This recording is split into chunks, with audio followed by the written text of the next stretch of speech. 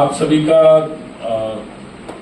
मैं धन्यवाद करना चाहता हूं कि राष्ट्रीय स्वयंसेवक संघ की अखिल भारतीय प्रांत प्रचारक बैठक गत 3 दिनों से 12, 13 और 14 जुलाई यहाँ पर रांची में हो रही है और उस दृष्टि से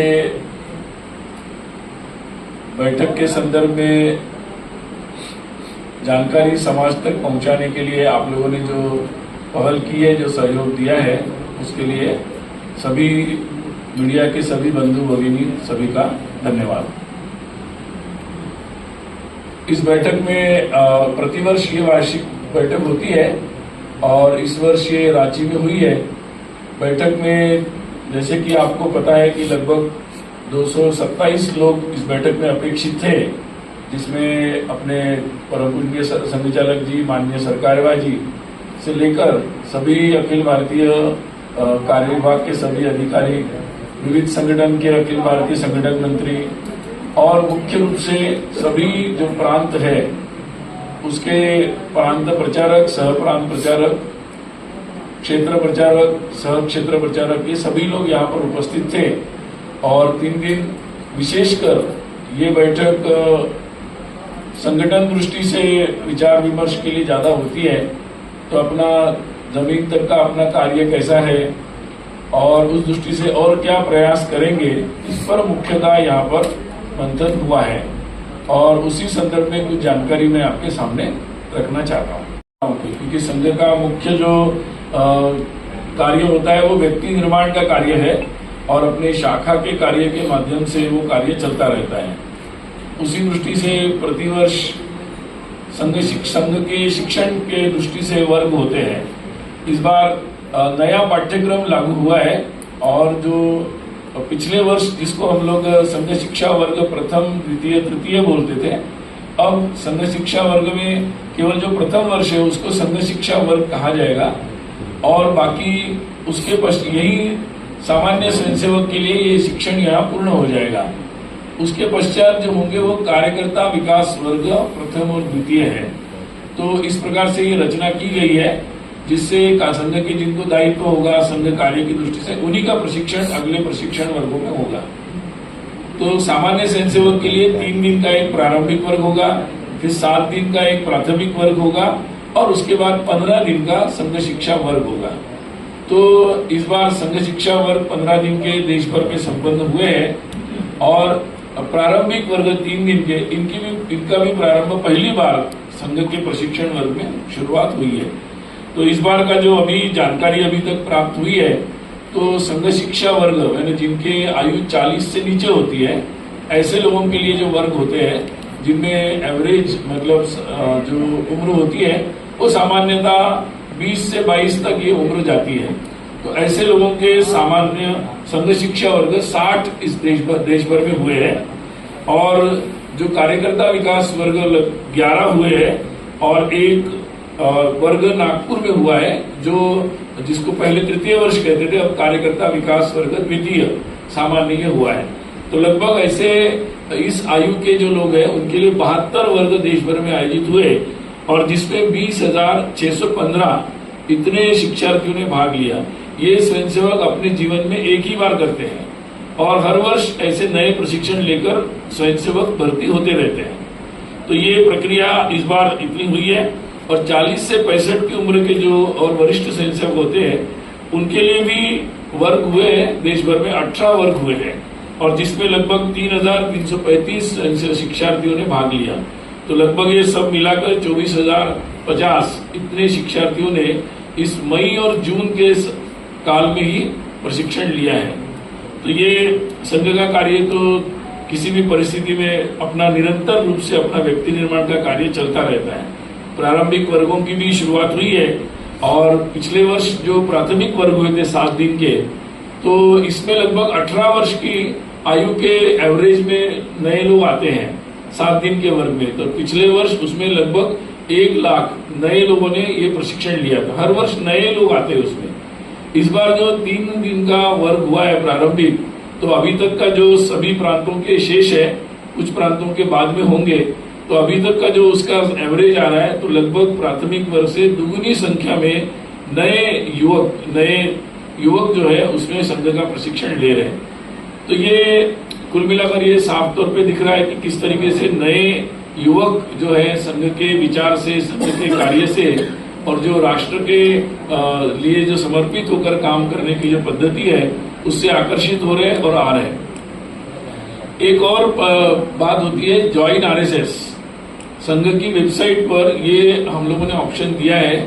जिन संघ तो वैसे अपने अपने शाखा के क्षेत्र में समाज के नए नए लोगों से संपर्क करते हैं और शाखा से जोड़ते हैं, परंतु इसके अलावा भी बहुत सारे लोग आज के नए तंत्र से जिनका संपर्क नहीं आ पाता है या जहां पर शाखा नहीं है जिनके क्षेत्र में, वो लोग वेबसाइट से ज्वाइन आरएसएस में सीधा संपर्क करते हैं कि हम भी इस तरह से संघ के साथ जुड़कर कुछ कार्य करने के लिए तैयार हैं। तो लगभग हम लोगों ने 2012 से ऑप्शन दिया था। अभी लगातार हर साल लगभग 1.25 लाख लोग इसमें लगातार 1 लाख से 1.25 लाख लोग हर वर्ष इसमें नए लोग आते हैं जो संघ के कार्य के साथ, संघ के विविध कार्यों के साथ, विविध संगठन के साथ जुड़ते हैं। अभी जून एंड तक का जो मेरे पास संख्या आई है, इसमें इस वर्ष भी लगभग 66,529 66,529 मतलब लगभग वही एवरेज है। लगभग साल अगर 6 महीने के 12 महीने कर देंगे तो 1.25 लाख हो जाएगा। तो ये इस तरीके से एक उत्साह के साथ लोग संघ कार्य के साथ जुड़ रहे हैं और हम भी उनके लिए नए नए प्रशिक्षण की योजना कर रहे हैं। शाखाओं में भी उनकी सुविधा के अनुसार दैनिक शाखा, साप्ताहिक मिलन, शाखा का समय भी सुबह शाम रात्रि शाखा, इस तरीके से अलग अलग प्रकार की योजनाएं रख रहे हैं ताकि जो सारे लोग देश के काम में जुड़ना चाहते हैं संघ के माध्यम से, उनके लिए अवसर हम दे सके। जहां जिन गांवों में मतलब आपको जानकारी होगी कि जब अयोध्या के राम मंदिर के लिए जो ग्राम संपर्क अक्षत लेकर संघ के स्वयंसेवक भी उसमें जुड़े थे, तो वो संपर्क लगभग 6.25 लाख गांवों में हुआ था। और इसी तो ये दिखाता है कि 15 दिन के अंदर ही संघ के स्वयंसेवक इतनी मात्रा में लोगों के पास पहुंचे थे। अभी संघ की और एक पहल है, वो है जागरण पत्रिका, जिसमें संघ शाखा नहीं पहुंची है या नित्य हमारा कार्य नहीं है, ऐसे गांवों में जागरण पत्रिका जाती है जिससे समाज जागरण होता है और सामाजिक जो कार्य होते हैं उन कार्यों में लोग कैसे सहभागी हो सकते हैं इसकी जानकारी हम उसमें से लोगों तक पहुंचाते रहते हैं। जो गतिविधियां होती है, सकारात्मक गतिविधियों को वहां तक पहुंचाते रहते हैं।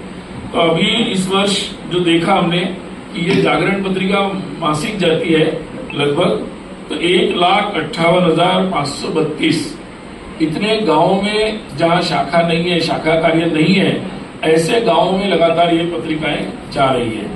तो इसके माध्यम से तो ये संघ का जो उद्देश्य है अपनी स्थापना से कि पूरे समाज को साथ में लेकर जो समाज परिवर्तन के, राष्ट्र निर्माण के जो कार्य है उसमें आगे बढ़ना। अभी जो मार्च में हम लोग शाखा का जो संख्या लेते हैं, पिछले मार्च में ही वो संख्या सबको बताई थी। तो मार्च 2024 में जो संख्या शाखा के कार्य के संदर्भ में थी उसको मैं पुनः बता रहा हूं।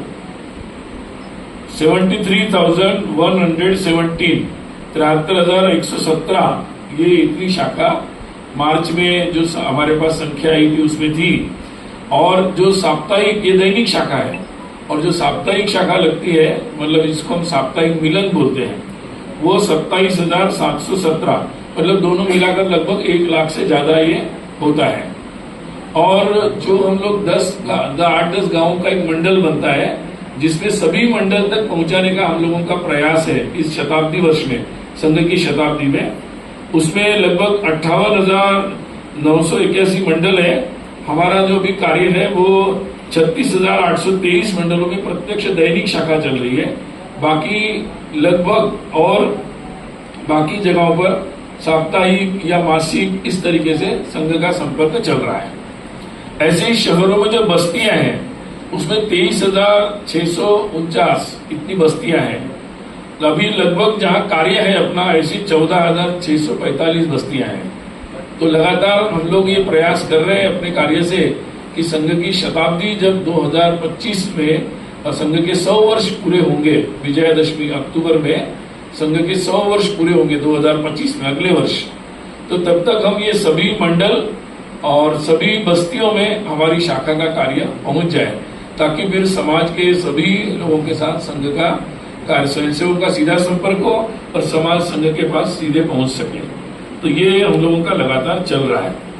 और इस वर्ष कुछ विशेष अभियान भी है, जैसे कि मार्च में ही हम लोगों ने बताया था कि पुण्य श्लोक अहिल्या देवी होलकर जी, इनकी त्रिशताब्दी चल रही है। तो अहिल्या देवी के पुण्य श्लोक अहिल्या देवी के बारे में हम जानते हैं कि वो उस समय में, मतलब आज से लगभग 300 वर्ष पूर्व, वो समाज से एक ऐसे वर्ग से आई जिसको हम पिछड़ा कह सकते हैं। उसके आने के बाद भी एक राजा, रानी और राजा के रूप में उन्होंने अपना पद ग्रहण किया। सामाजिक दृष्टि से विधवा होने के बाद उन्होंने ये स्थान को संभाला और समाज ने उनको स्वीकारा और उन्हें अपने जीवन में एक अच्छे आदर्श राज्यकर्ता और धार्मिक कार्य भी उन्होंने बहुत किए, न्यायप्रिय उनका जीवन था। आधुनिक दृष्टि से व्यवसाय के कई सारे कार्यों को उन्होंने प्रारंभ किया और जितने भी तीर्थस्थल है अपने, जिनमें कहीं ना कहीं कोई हानि पहुंची थी, उनको पुनरुत्थापित करने का उन्होंने महत्वपूर्ण कार्य किया। जिनके बनाए हुए घाट काशी में हो या जगह जगह हम लोग उनके, या सोमनाथ में हो, हम उसका दर्शन कर सकते हैं। तो ऐसे पुण्य श्लोक अहिल्या देवी के संदर्भ में उनका जो जीवन संदेश देश भर पहुंचाने का एक कार्य होगा। स्वयंसेवक समाज की विभिन्न संस्थाओं के साथ मिलकर ये कार्य करेंगे। गत 31 मई को इसका शुभारंभ हुआ है और इसके लिए जो समिति बनी है उसमें भी बहुत सारे समाज के प्रबुद्ध लोग, महत्वपूर्ण लोग उसमें शामिल हुए हैं। तो हम सभी लोगों से ये आह्वान कर रहे हैं आपके माध्यम से कि सभी लोग मिलकर, सभी संस्थाएं, समाज के सभी लोग मिलकर उनके जो विशेष कार्य है पुण्य श्लोक अहिल्या देवी का, उसको मनाएं। साथ ही अभी संघ का जो ग्रामीण क्षेत्र में काम चल रहा है, गौ सेवा और ग्राम विकास, तो लगातार ये कई वर्षों से काम चल रहा है। इस दृष्टि से कई क्षेत्रों में गौ सेवा का काम प्रारंभ हुआ, अच्छा, कई जगह ग्राम विकास का हुआ। अब ये दोनों कार्यों को मिलाकर विशेष योजनाएं हम लोग बना रहे हैं ताकि सभी जगह ये दोनों काम अच्छे से चले और एक ग्रामीण क्षेत्र में इन सारे व्यवसायों को और आगे कैसे बढ़ा सकते हैं और एक गांव की स्थितियां भी अच्छी हो, इस दृष्टि से एक लगातार प्रयास संघ के स्वयंसेवक जो ग्रामीण क्षेत्र में रहते हैं वो भी कर रहे हैं और शहरी क्षेत्र के भी स्वयंसेवक समाज के विभिन्न लोगों को साथ में लेकर इसको आगे बढ़ाने का प्रयास कर रहे हैं। इसमें विशेषकर युवाओं के लिए एक आह्वान भी किया गया है कि 24 घंटे आप गांव में चलो और ये सारे जो कार्य चल रहे हैं इसको देखो। तो काफी अच्छा प्रतिसाद हम लोगों को मिल रहा है। आने वाले समय में इसको और व्यापक रूप से हम समाज के सामने ले जाएंगे। सेवा भारती या और भी विभिन्न संस्थाओं के माध्यम से ये स्वयंसेवक ये कार्यों को करते रहते हैं। इस दृष्टि से विशेषकर सेवा के साथ साथ स्वावलंबन, यानी केवल अभाव है या कोई आवश्यकता है उसकी पूर्ति तो करना ही है, लेकिन धीरे धीरे वहां सभी लोग जो अभावग्रस्त है या पीड़ित है वो लोग स्वावलंबी हो, ताकि उनको इस दृष्टि से उनको रोजगार का प्रशिक्षण, उनकी आवश्यकता या स्थान के अनुसार उनको आगे वो अपना व्यवसाय कैसे बना सकते, इसके लिए सहयोग करना। तो सेवा कार्य में हम लोगों ने सेवा के साथ साथ स्वावलंबन ये विषय भी हम लोगों ने जोड़ा है और उस कार्य पर भी हम लोगों ने जोर दिया है। पिछले दिनों पर्यावरण की दृष्टि से भी बहुत सारी गतिविधियां लगातार चल रही है और हम लोगों को इस बारे में बहुत अच्छा प्रतिसाद समाज में बहुत सारी संस्थाओं से मिल रहा है।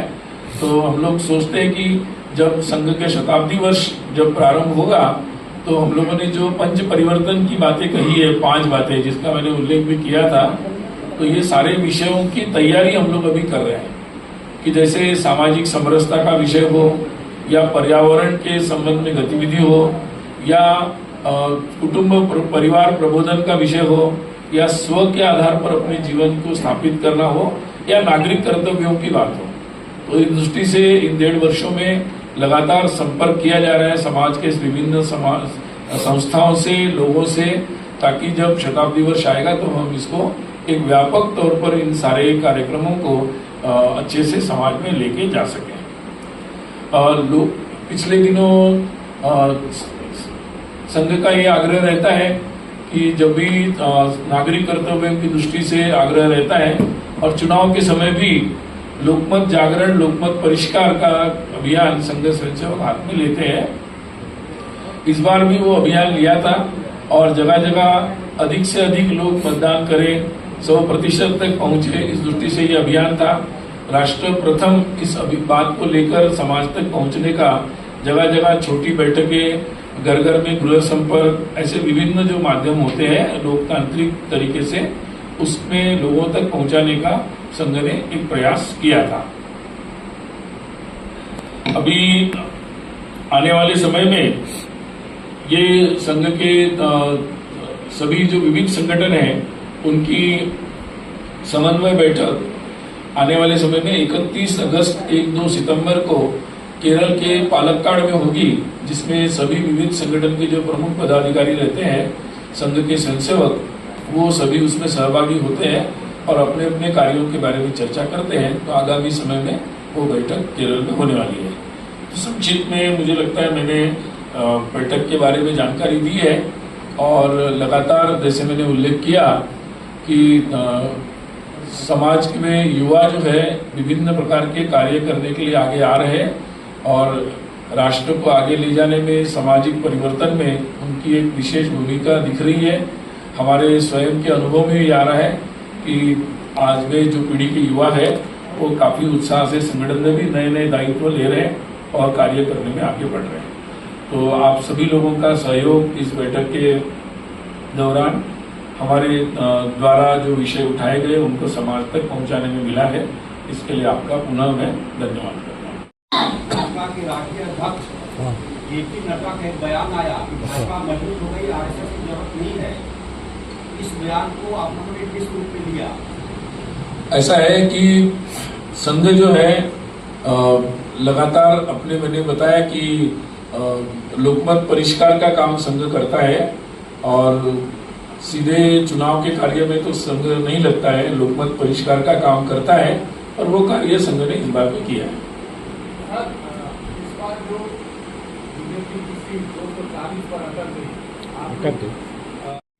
मुझे लगता है कि अभी सबसे ज्यादा ऊपर तो जनता होती है ना लोकतंत्र में, लोकतंत्र है ये। तो लोग जो होते हैं वो सभी राजनीतिक दल चुनाव में अपनी अपनी बात लोगों के पास ले जाते हैं और लोग जो होते हैं वो उन बातों के आधार पर अपने निर्णय देते हैं। तो मुझे लगता है जनता ने अपना फैसला दिया है, सबको उसका सम्मान करना चाहिए।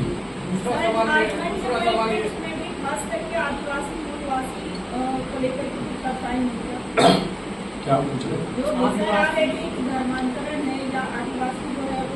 हो रहे हैं, तो उन्हें लेकर के भी कुछ चर्चा हुई है क्या? ऐसा है कि जो मतांतरण का जो एक अपने समाज में कुछ लोग प्रयास करते रहते हैं और समय समय पर कभी गलत प्रकार की जो पद्धतियां हैं उसका भी उपयोग करते हैं। मुझे लगता है कानूनन ऐसी बातों पर पाबंदी भी है, तो उसका सभी को पालन करना चाहिए। बाकी और संघ तो इस बारे में बिल्कुल ये ध्यान में रखता है कि ऐसा कोई भी जबरदस्ती का या लालच देकर या किसी गलत तरीके से कोई मतांतरण नहीं होना चाहिए। इस पर संघ का हमेशा ही आग्रह रहता है और आगे भी रहेगा। परम पूज्य सरसंघ चालक जी ने इसके पहले भी जनसंख्या असंतुलन के बारे में, पूरे देश भर में हो रहे जनसंख्या असंतुलन के बारे में बात की है और ये महत्व का प्रश्न है और जिसके बारे में पूरे समाज को चिंता करनी चाहिए और इसके बारे में जो तथ्य है वो समाज के सामने आपके माध्यम से जाए, ये अच्छा है। और संघ जमीन पर काम कर रहा है, इसके संदर्भ में जो भी करणीय होगा उसके लिए आगे बढ़ रहा है। एक सवाल और है, 2 दिन पहले केंद्र सरकार ने 25 जून को संविधान हत्या दिवस मनाने का फैसला किया है। संघ इस बारे में क्या सोचता है? ऐसा है कि संविधान के आपातकाल जो था, जो 1975 में लगाया गया, वो निश्चित रूप से गलत था और लोकतंत्र में मुझे लगता है कि हम लोग एक फ्रीडम, स्वाधीनता की बात करते हैं, स्वतंत्रता की, तो ऐसी बातें नहीं होनी चाहिए। संघ ने अपने समय समय पर इमरजेंसी के बारे में अपना विरोध भी दर्शाया है और संघ ने तो संघर्ष भी किया था। कई कार्यकर्ता जेल में गए थे, बहुत सारे कार्यकर्ताओं को प्रताड़ना झेलनी पड़ी, बहुत सारा संघर्ष हुआ और मुझे लगता है कि पुनः जो है वो अपने लोकतंत्र की अपने देश में स्थापना हुई है। तो संघ प्रेरित जो विविध संगठन है उनकी ये बैठक होती है। 32 संगठन है जो इसमें सहभागी होते हैं। ठीक है, लास्ट 2 क्वेश्चन है। पहला तो सवाल मेरा ये है कि इलेक्शन के टाइम पे माइक लीजिए, आप माइक ऊपर उठा के बात कर रहे हैं। तो सर मैंने ये पूछना है सर कि एक आरएसएस से जुड़े हुए एक नेता और अभी एमपी नहीं, तो चर्च और आरएसएस को मिलकर काम करना चाहिए इस चीज को रोकने के लिए। तो क्या इस चीज से रिलेटेड कुछ बातें हुई? मैंने सुना नहीं ऐसा बयान। सर क्या बीजेपी की तरफ से संघ से कोई कार्यकर्ता मांगे गए हैं आने वाले चुनाव को लेकर के या किसी भी करके? ऐसी बातें सार्वजनिक थोड़ी होती है। सर ये जो परसेप्शन है दूरी जाने क्या इसके पीछे वजह क्या परसेप्शन है? मुझे नहीं लगता ऐसा परसेप्शन मतलब सार्वत्रिक है। ऐसा होता तो बहुत कुछ दूसरी परिस्थिति होती, ऐसा नहीं है। कुछ लोग हैं अपने देश में जो मतलब 2 प्रकार की बातें करते हैं। या तो कुछ लोग बहुत कट्टर हैं और जो कट्टरवादी ताकतें हमारे देश में भी है, दुनिया भर में भी है, उनके विचार बहुत ही विपरीत है, वो पूरी मानवता के खिलाफ है। और दूसरे वो लोग हैं कि जो अपनी मतलब एक तरीके से देश में ऊंची राजनीति करते हैं, वो लोग इस तरह की बातें करते हैं। मुझे लगता है हमारा देश आगे बढ़ रहा है, बहुत प्रगति की राह पर जा रहा है और संघ का विचार है कि इस देश में सभी के पूर्वज जो है वो इसी देश के हैं और व्यापक रूप से सभी का हिस्ट्री इतिहास भी शेयर्ड हिस्ट्री हमारी। तो संघ तो इस व्यापक रूप से सोचता है, आगे बढ़ रहा है। सर आने वाले समय में झारखंड अभी हो गया। मणिपुर में जो हालात देश में उत्पन्न है, इसमें सर आरएसएस कोई पहल कर रहा है कि नहीं? मैंने बताया कि आरएसएस तो जमीन पर मणिपुर में लगातार अपना जहां जहां हमारे कार्यकर्ता हैं, हम लोग लगातार लोगों की सहायता करने का प्रयास लगातार कर रहे हैं। और बाकी उस पर जो विचार है उन्हें सरसंघ चालक जी ने अपने उद्बोधन में नागपुर में बताया। धन्यवाद।